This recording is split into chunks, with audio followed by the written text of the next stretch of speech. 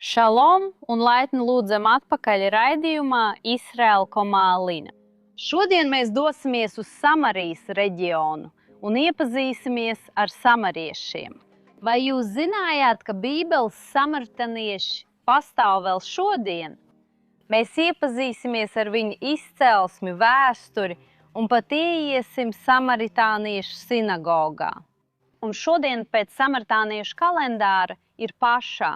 Un tāpēc mēs esam uzaicināti piedalīties samariešu pašā ceremonijā, kas tiek svinēta tāpat kā Bībeles laikos. Turklāt viņi joprojām veic pašā jēra upurēšanu.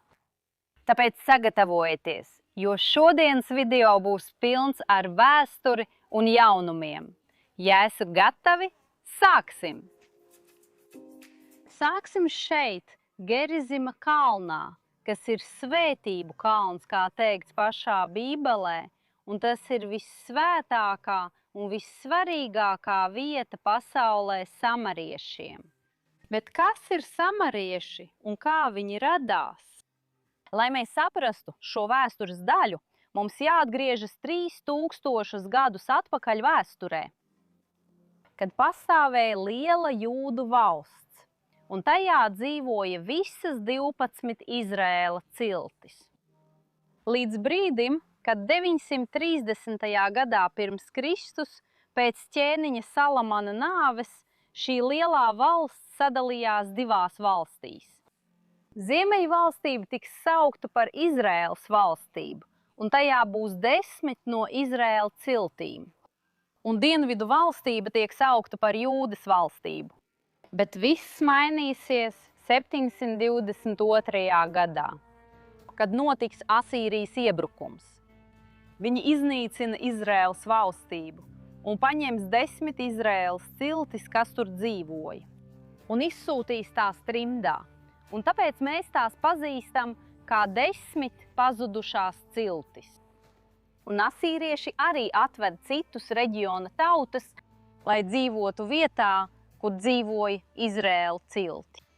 Saskaņā ar samariešu tradīciju viņi ir Izraēlas valstības palieks.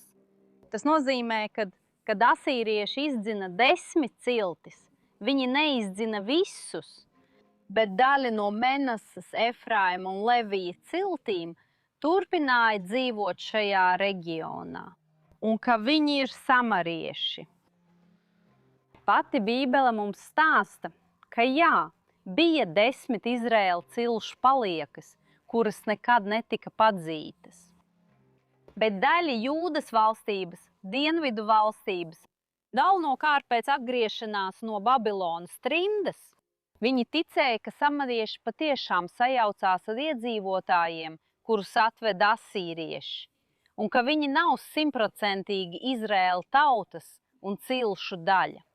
Un tā sākas nesaskaņas starp samariešiem un pārējo Izraēlas tautu, kas dzīvoja Jūdas valstībā. Samariešiem svētā grāmata ir samariešu tora, kas ir samariešu pentateuks, un tas ir gandrīz identisks jūdu pentateukam. Tas ir 5 pirmās jūdu bībeles grāmatas ar 2 lielām atšķirībām. Pirmā ir valoda. Mēs to redzēsim vēlāk sinagogā, bet viņi savas grāmatas raksta samariešu valodā līdz pat šai dienai. Un otrā atšķirība ir Gerizimas kalns, kur mēs atrodamies tagad. Gan jūdu, gan kristiešu, gan samariešu bībele visi piekrīt, ka, kad Izraēla tauta ienāk apsolītajā zemē kopā ar Jozuā, šis ir svētību kalns, un ka Ebala kalns, kas ir tieši mums priekšā, ir lāstu kalns. Bet pēc samariešu domām šis kalns ir daudz vairāk nekā tas. Viņi tic, ka šeit notika Īzāka upurēšana, ka šeit atradās Izraēla tautas saiešanas telts, un ka tieši šī ir Dieva izvēlētā vieta, nevis Morijas kalns Jeruzalemē. Un šīs vietas svētuma dēļ samariešiem viņi šeit 5. gadsimtā, tas ir Izraēlas persiešu laikmetā, uzceļ tieši šeit milzīgu templi. Tas bija 20 metrus garš un 21 metru plats. Un arheoloģiskajos izrakumos, kad tika atrasta šī vieta, tika konstatēts, ka tā atbilst Bībeles aprakstam par Jūdu templi. Piemēram, akmeņi ir novietoti akmens uz akmens, bez jebkāda cementa starp akmeņiem, bez jebkāda veida hermētiķa. Tāpat kā tika uzcelts arī Jeruzālemes templis. Un šis milzīgais samariešu templis, tās sienas bija 8 metrus augstas. Un iekšējā daļa nebija sadalīta nevienā telpā vai zonā, tāpat kā arī pats Jeruzālemes templis. Iekšējā zona bija liela telpa, un sadalījums tika veikts ar paroketi, ar audumu aizskaru. Un tāpēc mēs šeit atrodam arī šo telpu, bez jebkāda sadalījuma, laikā, kad šī vieta bija samariešu templis.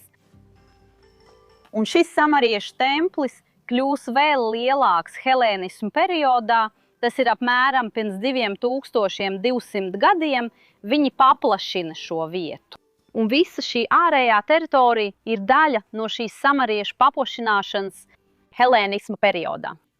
Diemžēl samariešu templis tiks iznīcināts. Šī vieta viņiem joprojām ir svēta līdz pat mūsdienām. Un Bizantijas periodā šeit tika uzcelta arī 8-stūra baznīca, kuru mēs tagad redzam. Tā izskatās kā šī apaļā ēka pašā centrā.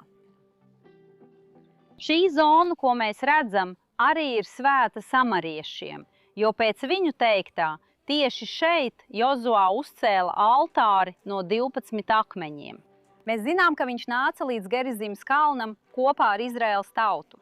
Un pēc samariešu tradīcijas šī ir tieši tā vieta, kur viņš uzceļ šo altāri.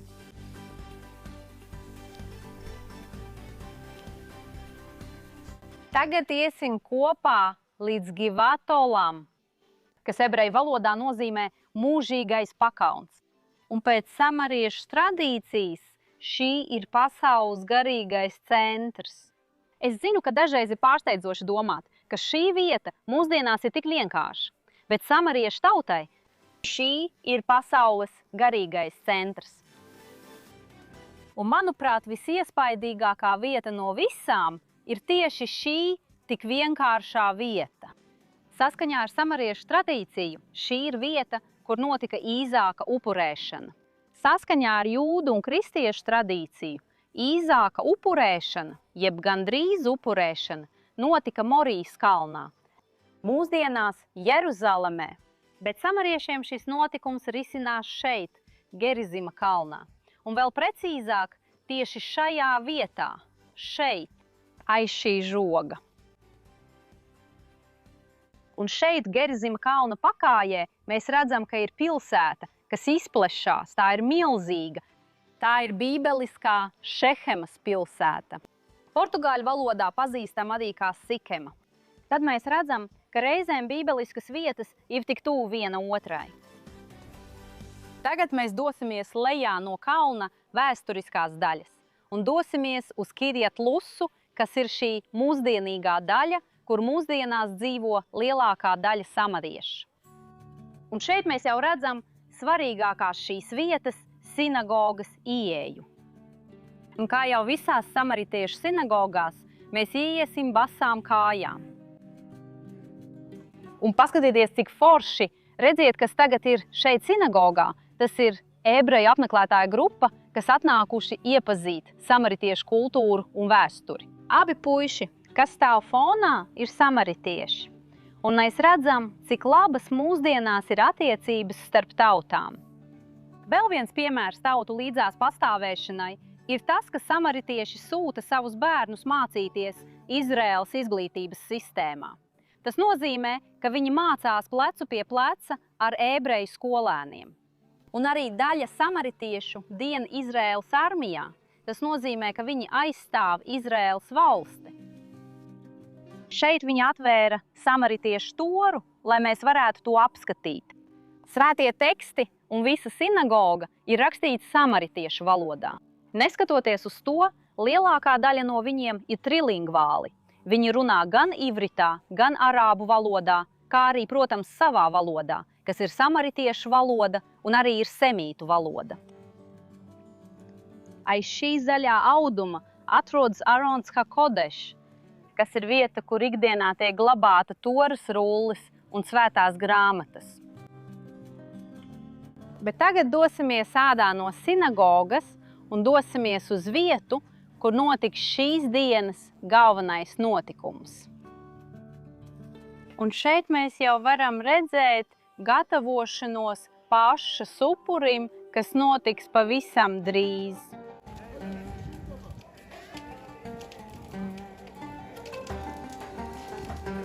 Kā jūs redzat, aiz manis jau ir aizdedzināta uguns, un tiešām viss ir diezgan haotisks. Cilvēki nāk, ierodas, gatavojas, jo pavisam drīz sāksies pats upuris. Un ļaujiet man jums parādīt, kas ir šeit otrā pusē. Ja tie caurumi tur ir, lai ievietotu dzīvniekus un pagatavotu tos, lai mēs vēlāk varētu tos ēst, tad šeit tiek sadedzināti pārpalikumi. Mēs zinām, ka neko nevar glabāt no vienas dienas uz otru. Tāpēc viss, ko šodien neapēd, kā arī tās daļas, kuras nevar apēst, tiks sadedzinātas šeit. Un galvenā daļa, pats upuris, notiek šeit lejā, šajās grāvjos.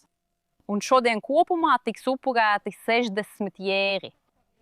Tiešām tā būs milzīga ceremonija, un cilvēki no visas Izraēlas nāk šeit, lai piedalītos un skatītos.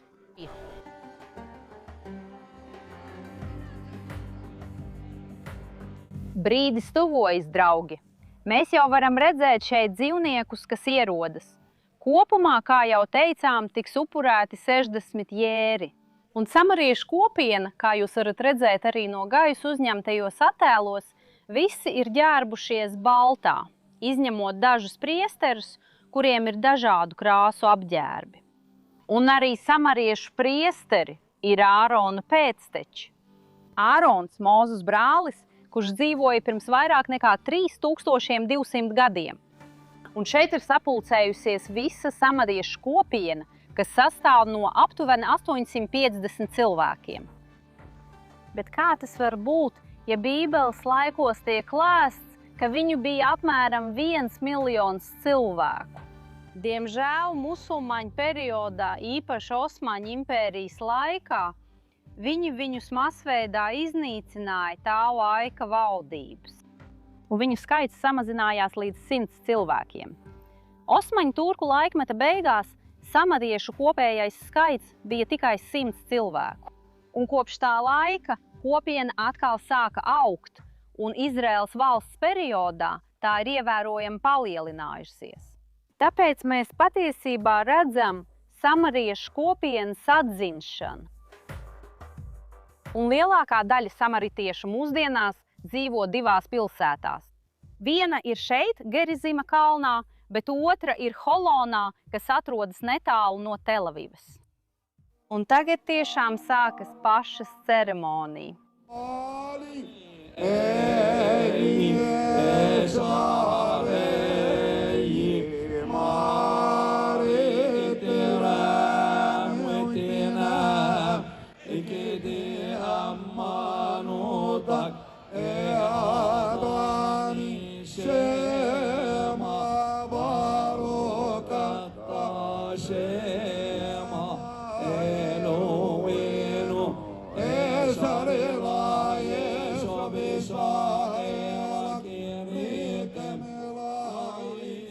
Tagad ir upurēšanas brīdis, taču cienot un izrādot sapratni pret visiem, mēs nerādīsim pašas upurēšanas attēlus.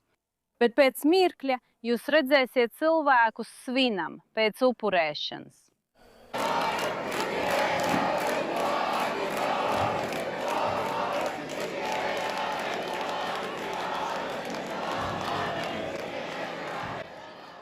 Tagad viņi ņems, atzīmēs savas pieres un ies ar šķīviem, kas pilni ar neraudzētu maizi un arī rūgtajiem augiem, kā tas rakstīts skaitļu grāmatā, kur ir pašas jērs, rūgtie augi un neraudzētā maize.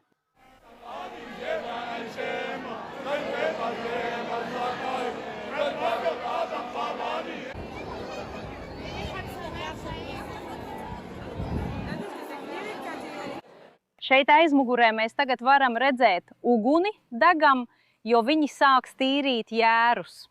ādu un visu, ko neēdīs, liks uz šīs uguns un sadedzinās. Un gaļu aiznesīs uz bedrēm, kur tā tiks cepta vairākas stundas. Pusnaktī samariešu kopiena atgriezīsies šajā vietā, lai paņemtu gaļu un aiznestu to uz savām mājām, lai ēstu. Un viss, kas netiks apēsts, draugi, ir jāizdedzina. Tātad, ja mājās ir palikusi pārēdiena, draugi, viņi to atnesīs atpakaļ šeit, lai sadedzinātu šajā pašā ugunī. Jo saskaņā ar Bībeles tradīciju viss ir vai nu jāapēd vai jāizdedzina. Ceru, ka jums patika uzzināt mazliet vairāk par samariešu tradīciju šeit, tieši no Samarijas. Neaizmirstiet abonēt kanālu, lai redzētu vēl vairāk video tieši šeit, no šīs tik īpašās vietas. Buča, šalom un līdz nākamajai reizei!